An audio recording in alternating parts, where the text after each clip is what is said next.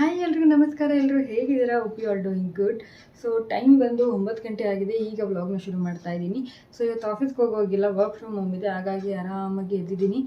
So ನಿಧಾನಕ್ಕೆ ತಿಂಡಿ ಮುಗಿಸ್ಕೊಂಡು ಅಡುಗೆ ಪ್ರಿಪೇರ್ ಮಾಡ್ಬೋದು. ಬಟ್ ಆಫೀಸ್ ಇದ್ದಾಗಾದರೆ ತಿಂಡಿ ಮಾಡಬೇಕು, ಲಂಚ್ ಪ್ರಿಪೇರ್ ಮಾಡಬೇಕು, ರೆಡಿ ಆಗಬೇಕು, ಅದು ಇದು ಹೆವಿ ತಲೆ ಬಿಸಿ ಇರುತ್ತೆ. ಸೊ ವರ್ಕ್ ಫ್ರಮ್ ಹೋಮ್ ಇದ್ದಾಗ I am full chill. So ನಿಧಾನಕ್ಕೆ ಇದ್ದು ಟಿಫನ್ನ ಮುಗಿಸ್ಕೊಂಡು ಆರಾಮಾಗಿ ಮಧ್ಯಾಹ್ನದ ಅಡುಗೆ ಏನು ಮಾಡೋದು ಅಂತ ಪ್ಲ್ಯಾನ್ ಮಾಡ್ಬೋದು. ಸೊ ಈಗ ತಿಂಡಿಗೆ ಆಂಟಿ ಉಪ್ಪಿಟ್ಟು ಮಾಡಿದ್ದಾರೆ. ಉಪ್ಪಿಟ್ಟು ಎಲ್ರಿಗೂ ಇಷ್ಟ ಆಗಲ್ಲ, ಬಟ್ ಟೇಸ್ಟಿಯಾಗಿ ಮಾಡಿದ್ರೆ ಚೆನ್ನಾಗಿರುತ್ತೆ, ತಿನ್ಬೋದು. ಸೊ ತಿಂಡಿ ತಿನ್ಕೊಂಡು ಅಡುಗೆ ಏನು ಮಾಡೋದು ಅಂತ ಪ್ಲ್ಯಾನ್ ಮಾಡಬೇಕಾಗಿದೆ ಇವಾಗ. ನಾನಿವತ್ತು ಪಡವಲಕಾಯಿನ ಯೂಸ್ ಮಾಡಿಕೊಂಡು ಸಾಂಬಾರು ಮಾಡೋಣ ಅಂದ್ಕೊಂಡಿದ್ದೀನಿ. ಇದನ್ನು ಅಡ್ಲಕಾಯಿ ಅಂತಲೂ ಕರೀತಾರೆ. ಮೊದಲನೇದಾಗಿ ಒಂದು ಕುಕ್ಕರ್ಗೆ ಬೇಳೆ ಮತ್ತು ಟೊಮೊಟೊನ ಹಾಕ್ಕೊಂಡು 2ರಿಂದ 3 ವಿಷಲ್ ಕೂಗಿಸಿ ಇಟ್ಕೊಂಡಿದ್ದೀನಿ. ಈಗ ಸಾಂಬಾರಿಗೆ ಬೇಕಾಗಿರೋ ಮಸಾಲೆನ ರೆಡಿ ಮಾಡ್ಕೊಂಡ್ಬಿಡೋಣ. ಒಂದು ಜಾರ್ಗೆ ಸ್ವಲ್ಪ ತೆಂಗಿನಕಾಯಿ, 1 ಗಡ್ಡೆ ಬೆಳ್ಳುಳ್ಳಿ, 1 ಗಡ್ಡೆ ಈರುಳ್ಳಿನ ಸೇರಿಸ್ಕೊತಾ ಇದ್ದೀನಿ. ನಂತರ ಸ್ವಲ್ಪ ಕೊತ್ತಂಬರಿ ಸೊಪ್ಪನ್ನ ಸೇರಿಸ್ಕೊತಾ ಇದ್ದೀನಿ. ಕೊತ್ತಂಬರಿ ಸೊಪ್ಪು ಸ್ವಲ್ಪ ಜಾಸ್ತಿನೇ ಹಾಕ್ಕೊಳ್ಳಿ, ಸಾಂಬಾರು ಟೇಸ್ಟ್ ತುಂಬ ಚೆನ್ನಾಗಿರುತ್ತೆ. ನಂತರ 2 ಸ್ಪೂನ್ನಷ್ಟು ಕಡಲೆನ ಸೇರಿಸ್ಕೊತಾ ಇದ್ದೀನಿ. ನಂತರ 3ರಿಂದ 4 ಸ್ಪೂನ್ನಷ್ಟು ಮನೆಯಲ್ಲೇ ರೆಡಿ ಮಾಡಿಟ್ಕೊಂಡಿರುವಂತಹ ಸಾಂಬಾರು ಪುಡಿನ ಸೇರಿಸ್ಕೊಂಡಿದ್ದೀನಿ. ಕೊನೆಗೆ ಸ್ವಲ್ಪ ನೀರನ್ನ ಸೇರಿಸ್ಕೊಂಡು ಗ್ರೈಂಡ್ ಮಾಡಿಕೊಂಡ್ರೆ ಮಸಾಲ ರೆಡಿಯಾಗಿ ಹೋಗ್ಬಿಡುತ್ತೆ. ಈಗ ಸಾಂಬಾರಿಗೆ ಒಗ್ಗರಣೆ ಹಾಕೊಂಡ್ಬಿಡೋಣ. ಮೊದಲನೇದಾಗಿ ಸ್ಟವ್ ಹಚ್ಕೊಂಡು ಸಾಂಬಾರು ಪಾತ್ರೆನ ಇಟ್ಕೊಂಡು 2ರಿಂದ 3 ಸ್ಪೂನ್ನಷ್ಟು ಎಣ್ಣೆನ ಸೇರಿಸ್ಕೊತಾ ಇದ್ದೀನಿ. ಎಣ್ಣೆ ಸ್ವಲ್ಪ ಬಿಸಿ ಆದಮೇಲೆ ಸಾಸಿವೆನ ಸೇರಿಸ್ಕೊತಾ ಇದ್ದೀನಿ. ಸಾಸಿವೆ ಚೆನ್ನಾಗಿ ಸಿಡಿದ ಮೇಲೆ ಸ್ವಲ್ಪ ಕರಿಬೇವನ್ನ ಸೇರಿಸ್ಕೊತಾ ಇದ್ದೀನಿ. ನಂತರ ಹಚ್ಚಿಟ್ಕೊಂಡಿರುವಂತಹ 2 ಗಡ್ಡೆ ಈರುಳ್ಳಿನ ಸೇರಿಸ್ಕೊತಾ ಇದ್ದೀನಿ.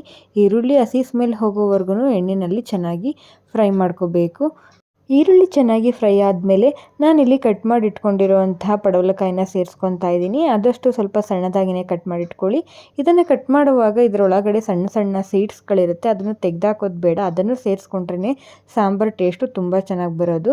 ಕೆಲವರು ಅದನ್ನ ತೆಗೆದುಬಿಟ್ಟು ಬರೀ ಮೇಲ್ಗಡೆ ಸಿಪ್ಪೆನ ಮಾತ್ರ ಯೂಸ್ ಮಾಡ್ತಾರೆ. ಆ್ಯಕ್ಚುಲಿ ಅದು ಮಾಡಬಾರ್ದು. ಸೀಡ್ಸ್ನೂ ಸೇರಿಸ್ಕೊಳ್ಳಿ, ಸಾಂಬಾರು ಟೇಸ್ಟ್ ತುಂಬ ಚೆನ್ನಾಗಿ ಬರುತ್ತೆ. ನಂತರ ಪಡವಲಕಾಯಿನ ಎಣ್ಣೆಯಲ್ಲಿ ಚೆನ್ನಾಗಿ ಫ್ರೈ ಮಾಡ್ಕೋಬೇಕು. ರುಬ್ಬಿಟ್ಕೊಂಡಿರುವಂತಹ ಸಾಂಬಾರು ಮಸಾಲೆ ಸೇರಿಸ್ಕೊಳ್ಳೋ ಮೊದಲೇ ಪಡವಲಕಾಯಿ ಮತ್ತು ಈರುಳ್ಳಿ ಚೆನ್ನಾಗಿ ಎಣ್ಣೆಯಲ್ಲೇ ಫ್ರೈ ಆಗಬೇಕು.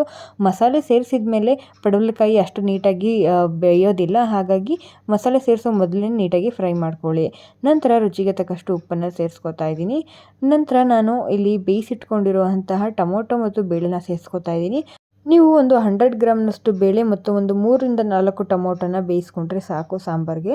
ನಂತರ ನಾನಿಲ್ಲಿ ರುಬ್ಬಿಟ್ಕೊಂಡಿರುವಂತಹ ಸಾಂಬಾರು ಮಸಾಲೆನ ಸೇರಿಸ್ಕೊತಾ ಇದ್ದೀನಿ. ಇದಕ್ಕೆ ನಾನು ಯಾವುದೇ ಹಸಿರು ಮೆಣಸಿನ್ಕಾಯಿ ಆಗಲಿ ಖಾರದ ಪುಡಿನ ಸೇರಿಸ್ಕೊಂಡಿರಲಿ, ಯಾಕೆಂದರೆ ಸಾಂಬಾರು ಪುಡಿಗೆ ಆಲ್ರೆಡಿ ನಾವು ಮೆಣಸಿನ್ಕಾಯಿನ ಹಾಕ್ಕೊಂಡೇ ರುಬ್ಬಿಸ್ಕೊಂಡಿರ್ತೀವಿ, ಹಾಗಾಗಿ ಸಪ್ರೇಟಾಗಿ ಯಾವುದು ಸೇರಿಸ್ಕೊತಿಲ್ಲ. ನೀವು ಬರೀ ಮಸಾಲೆನೇನಾದರೂ ರುಬ್ಬಿಟ್ಕೊಂಡಿದ್ರೆ ನೀವು ಖಾರಕ್ಕೆ ಮೆಣಸಿನ್ಕಾಯಿನ ಅಥವಾ ಖಾರದ ಪುಡಿನ ಸೇರಿಸ್ಕೋಬಹುದು.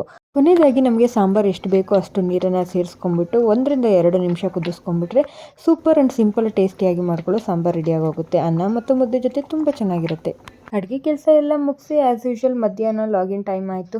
ಲಾಗಿನ್ ಮಾಡಿ ಕೆಲಸ ಶುರು ಮಾಡ್ಕೊಂಡಾಯಿತು. ಟಿ ವಿ ನೋಡ್ಕೊಂಡೆ ಆರಾಮಾಗಿ ಕೆಲಸನೆಲ್ಲ ಮುಗಿಸ್ಕೊಂಡೆ. ಇನ್ನು ಸಂಜೆ ಸ್ವಲ್ಪ ಸ್ಯಾರಿ ಶಾಪಿಂಗ್ ಮಾಡೋದಿದೆ ಅಂತ ಹೇಳಿ ನಾನು ಆಂಟಿ ಮನೆ ಹತ್ರನೇ ಇರೋ ಒಂದು ಶಾಪ್ಗೆ ಹೋಗಿ ಬಂದ್ವಿ. ಇದಾಗಿತ್ತು ಇವತ್ತಿನ routine. Thank you for watching. See you again.